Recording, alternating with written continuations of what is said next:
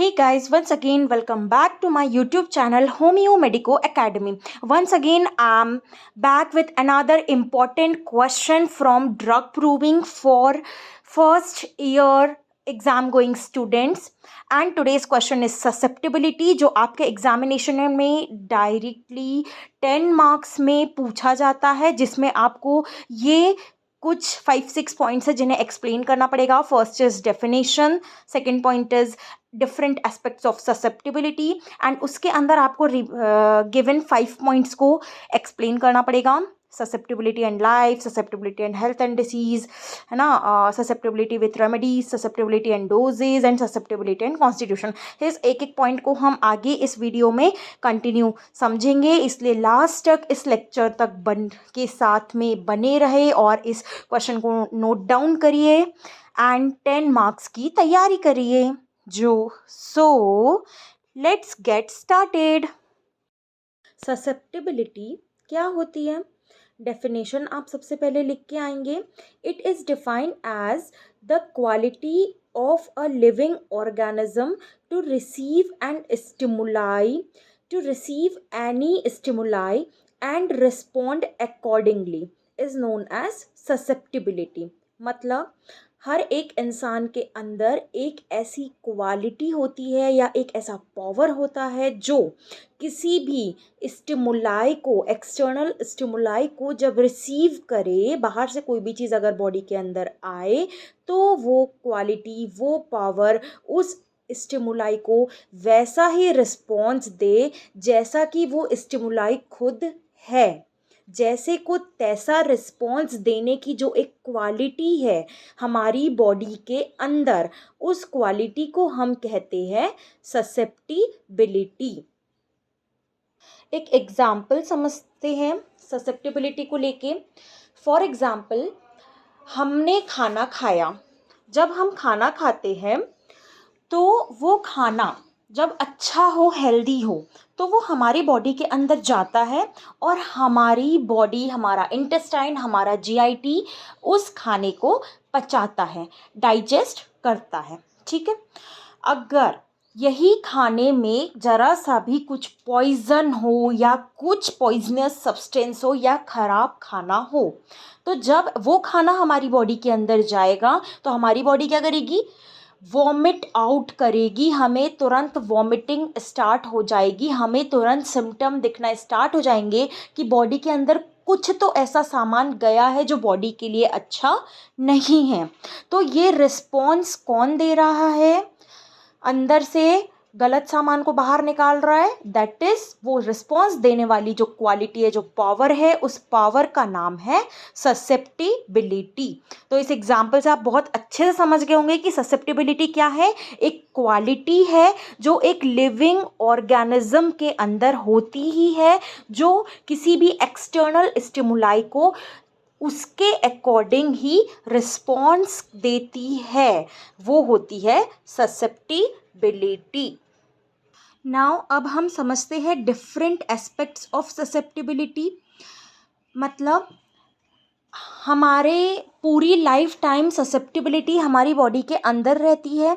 तो पूरी life time में ये हर एक मोड पे किस किस तरीके से रिस्पॉन्ड देती है अलग अलग एक्सटर्नल स्टिमुलाई को, उस हर एक रिस्पॉन्स को पूरी लाइफ टाइम के हम यहाँ समझेंगे. ठीक है. डिफरेंट एस्पेक्ट्स ऑफ ससेप्टिबिलिटी जब 10 मार्क्स में आएगा तो आपको इसे एलैबोरेट करना है, इसलिए भी समझना ज़रूरी है. First aspect is susceptibility and life. Susceptibility distinguishes a living organism from non living. Susceptibility ही, ये एक एनर्जी जो है हमारी बॉडी के अंदर, यही हमें अलग बनाती है एक नॉन लिविंग चीज़ से. ठीक है.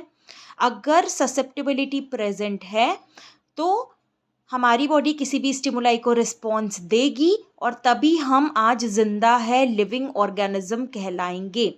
जिस चीज़ के अंदर ससेप्टिबिलिटी एब्सेंट है वो चीज़ कभी भी एक्सटर्नल स्टिमुलाई को रिस्पॉन्स नहीं देगी और वही चीज़ कहलाएगी नॉन लिविंग. समझ रहे हैं? All physiological and pathological functions depend upon the susceptibility of a living organism. हमारी बॉडी के अंदर जो भी फिजियोलॉजिकल मतलब नॉर्मल फंक्शन हो रहा है, मतलब खाना जा रहा है, डाइजेस्ट हो रहा है, नेक्स्ट डे एक्सक्रीट आउट हो रहा है, ये फिजियोलॉजिकल फंक्शन है। एंड पैथोलॉजिकल फंक्शन मतलब खाना जा रहा है, अगर पॉइजनस है तो वो वॉमिट आउट हो रहा है, इंसान बीमार पड़ रहा है। तो ये फिजियोलॉजिकल और पैथोलॉजिकल जो भी फंक्शन है हमारी बॉडी के अंदर, ये सारे फंक्शन किस पे डिपेंड है? ससेप्टिबिलिटी पे। ठीक है, वो ससेप्टिबिलिटी ही वो एनर्जी है जो अंदर से बैठ के ये सारे रिस्पॉन्स दे रही है, अच्छी चीज़ को भी और बुरी चीज़ को भी। तो आप यहाँ पे ससेप्टिबिलिटी एंड लाइफ में ये 4 पॉइंट को एक एक लाइन में एक्सप्लेन करके आएंगे जो आप समझ चुके हैं, और यहाँ से आपके 10 मार्क स्टार्ट होने की, 10 मार्क गेन करना स्टार्ट होने की जर्नी स्टार्ट हो जाएगी। ओके, नाउ अब देखते हैं second aspect of susceptibility, that is susceptibility in health and disease. यानी जब हमारी बॉडी में हेल्थ है तो उस टाइम ससेप्टिबिलिटी क्या क्या रोल होता है, और जब हमारी बॉडी में डिसीज हो गई तो उस टाइम ससेप्टिबिलिटी का क्या रोल होता है। ठीक है, मतलब इसमें बताया है कि एक ससेप्टिबिलिटी मतलब जो हमारे बॉडी के अंदर वो जो पावर, वो एनर्जी बैठी हुई है, अगर वो एनर्जी नॉर्मल है, नॉर्मल बिहेव कर रही है, तो हमारी बॉडी में हमेशा हेल्थ मेंटेन रहेगी। ठीक है, ओके। अगर वो ससेप्टिबिलिटी एबनॉर्मल बिहेव करने लग गई तो एबनॉर्मल में कैसे, एबनॉर्मल में या तो वो बढ़ गई, इंक्रीज हो गई, या तो वो डिक्रीज हो गई, तो उस टाइम क्या होगा? अगर वो एनर्जी इंक्रीज हो गई, ज़्यादा हो गई, तो वो क्या करेगी? किसी भी चीज़ को एक्स्ट्रा रिस्पॉन्स देने लग जाएगी। वो इंसान कैसा कहलाने लग जाएगा? भाई तुम तो बहुत सेंसिटिव हो, जरा सा धूप में गए नहीं कि तुम बीमार पड़ गए। किसी भी चीज़ को एक्स्ट्रा रिस्पॉन्स देने लग गई तो वो मतलब ससेप्टिबिलिटी अभी एबनॉर्मल है, वो नॉर्मल नहीं है। इसलिए कहते हैं हाइपर सेंसिटिव, इडियोसिंक्रेटिक। किस वजह से बनते हैं? इसलिए ये एबनॉर्मल इंक्रीज्ड ससेप्टिबिलिटी की वजह से। ठीक है, और अगर एबनॉर्मल ससेप्टिबिलिटी में वही डिक्रीज हो गई, वो कम हो गई, तो क्या होगा? बहुत कम रिस्पॉन्स देगी किसी भी एक्सटर्नल स्टिमुलाई को। मतलब कोई पॉइजनस फूड गलती से खा भी लिया ना, तो ये रिस्पॉन्स नहीं देगी, उसको वॉमिट आउट बिल्कुल नहीं करेगी, और फिर क्या होगा? वो पॉइजन अंदर ही अंदर फैलेगा, हमें पता भी नहीं चलेगा, और एक दिन इतना बड़ा रूप लेगा कि इंसान की पूरी बॉडी का सिस्टम खराब हो जाएगा, डेथ तक पहुंच जाएगा। इसलिए ससेप्टिबिलिटी का हेल्थ में रोल है कि वो नॉर्मल है, इसलिए पर्सन हेल्दी है, उसके पूरे बॉडी के वाइटल बैलेंसेस मेंटेन हैं।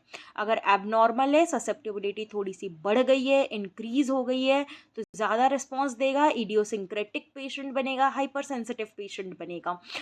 अगर डिक्रीज हो गई है तो बिल्कुल ही रिस्पॉन्स नहीं देगी, कुछ भी चीज़ बॉडी में आएगी वो चीज़ इजीली बॉडी के अंदर रह लेगी, पॉइजनस चीज़ें, और हमारी बॉडी को लंबे टाइम तक अंदर रह के पूरे तरीके से डैमेज करेगी और बॉडी को डेथ की तरफ ले जाएगी। तो abnormal susceptibility leads to disease, even death too, और normal susceptibility leads to health. तो आपको बस यही लिख के आना है, susceptibility in health and disease. तो हेल्थ में आप डालेंगे ससेप्टिबिलिटी इन हेल्थ, तो आप डालेंगे नॉर्मल है ससेप्टिबिलिटी, बैलेंस मेंटेन है बॉडी का, तो हेल्थ है।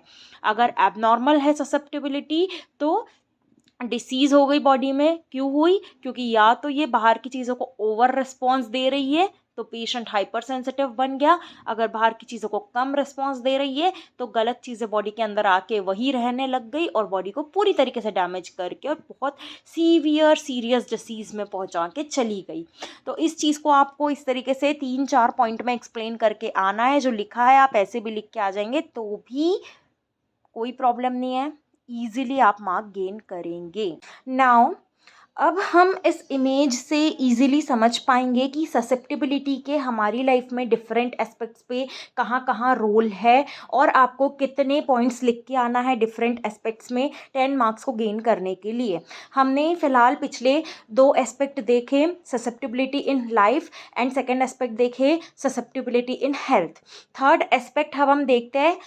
हमने सेकेंड एस्पेक्ट जो देखा था susceptibility in health and disease, ठीक है। तो अब एक पर्सन जब अपनी ससेप्टिबिलिटी बिगड़ी हुई डिसीज़ के साथ हमारे पास आया है, तो अब हमारा होम्योपैथ्स का क्या रोल है इसमें वो देखते हैं। डिसीज़ एंड रेमेडीज़, मतलब susceptibility in disease and remedies. सबसे ऊपर राइट साइड में जो आपको कॉर्नर दिख रहा है, ठीक है, पिंक कलर में, उस पॉइंट को आप लिखेंगे थर्ड नंबर के एस्पेक्ट में कि यहाँ पे मैं आपको हिंदी में एक बार बता देती हूँ, फिर हम इसमें देखेंगे क्या लिखना है। कि जब कोई इंसान बिगड़ी हुई ससेप्टिबिलिटी के साथ हमारे पास आता है, मतलब एक डिसीज़ कंडीशन में आता है, तो हमें रेमेडी देना है। तो हमारी रेमेडी जाके कहाँ एक्ट करेगी, ये मत समझिए कि हमारी रेमेडी जाके उसकी डिसीज़ पे एक्ट करेगी, बट हमारी रेमेडी जाके उसकी ससेप्टिबिलिटी जो अंदर वो ऐसी पावर और एनर्जी बैठी हुई है जो ख़राब है, उसको हमारी रेमेडी जाके ठीक करेगी, उसको जाके नॉर्मलाइज करने की कोशिश करेगी कि आप इंक्रीज़ या डिक्रीज़ क्यों है, एबनॉर्मल क्यों है। ये मेडिसिन होम्योपैथी हमारी जाके अंदर उसे नॉर्मल करने की कोशिश करेगी, ना कि डिसीज़ को ठीक करने की कोशिश करेगी। जैसे ही ससेप्टिबिलिटी नॉर्मल कर देगी हमारी रेमेडी, वैसे ही हेल्थ देखने के लिए मिलेगी। Remedies restore ideal susceptibility. क्या लिखा है, रेमेडीज़ जो है ना वो क्या करती है, आइडियल ससेप्टिबिलिटी को रीस्टोर करती है, वापस लाती है। सप्रेशन रीस्टोर, ओके, मतलब जो ससेप्टिबिलिटी को एक डिसीज़ ने जाके सप्रेस कर दिया था ना, वो सप्रेशन को रीस्टोर करके, वो सप्रेशन को हटा के हमारी रेमेडी क्या करेगी, उस ससेप्टिबिलिटी को ठीक करेगी, ठीक है। और remedies restore ideal susceptibility. Ultimately आप जब ये पॉइंट लिखेंगे ससेप्टिबिलिटी एंड रेमेडीज़, तो आप वहाँ बताएंगे कि हमारी रेमेडी जाएगी और वो ससेप्टिबिलिटी जो एबनॉर्मल है उसको नॉर्मलाइज करेगी और हेल्थ को रीस्टोर करेगी। नाउ हमारा जो नेक्स्ट पॉइंट अपन लिखेंगे एस्पेक्ट्स में, वो होगा 4th नंबर का पॉइंट, ससेप्टिबिलिटी एंड पोसोलॉजी। क्या बता रहा है इसमें, राइट साइड में देखिए आपको मिडिल में एक कॉर्नर दिखेगा, वो है ससेप्टिबिलिटी एंड पोसोलॉजी का। आपको जो एस्पेक्ट 4 नंबर पे लिखना पड़ेगा 10 मार्क के क्वेश्चन में, दैट इज, अब एक पेशेंट हमारे पास आया, उसकी ससेप्टिबिलिटी हमने देखा लो है, हमने सिमिलिया मेडिसिन निकाला, उस मेडिसिन को उसको देंगे कि हाँ भाई ये मेडिसिन इसकी ससेप्टिबिलिटी को नॉर्मलाइज करेगी, लेकिन उसकी ससेप्टिबिलिटी के अकॉर्डिंग हमें उसे कौन सा डोज देना पड़ेगा, वो मेडिसिन कौन से डोज में देंगे, 30 में, 200 में, 1 ml में, कौन से डोज में देंगे, ये कैसे पता चलेगा।